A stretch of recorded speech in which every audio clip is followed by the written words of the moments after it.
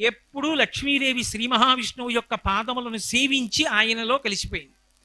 అంటే ఎందుకంటే ఆయనకి కాళ్ళు నొప్పా ఏమిటి? ఎప్పుడు ఆయన పాదముల దగ్గర కూర్చుని ఎందుకు అలా ఒత్తించుకుంటూ ఉంటాడు? లేకపోతే ఆయనకి స్త్రీల మీద ఏమైనా చులకనా? ఆ కాళ్ళు పట్టించుకోవడం ఏమిటి అని మీరు అనుకోకూడదు. దాని వెనక ఒక రహస్యం ఉంటుంది. ఆవిడ ఆయన పాదములు పట్టింది తప్ప ఆయన పాదములు పట్టమని అడగలేదు. ఆయన పాదములు పట్టింది అన్న మాటకు అర్థం ఏమిటంటే ఆమె ధర్మపత్నిగా ఆయనని అనుగమించింది. ఆయన ఆమెకి ఇచ్చిన స్థానం గుండెల్లో ఇచ్చాడు. లక్ష్మీం క్షీరసముద్రనాజతనయాం శ్రీరంగధామీశ్వరీం ఈశానాం జగతోస్య వెంకటపతేర్ విష్ణోః పరాం ప్రేయసీం తద్వక్షస్థల నిత్యమాసరసికాం తక్షాంతి సంవర్ధినీం పద్మాలంకృత పాణిపల్లవ యుగాం పద్మాసనస్తాం శ్రియం వాత్సల్యాది గుణోజ్వలాం భగవతీం వందే జగన్మాతరం గుండెల్లో పెట్టుకున్నాడు.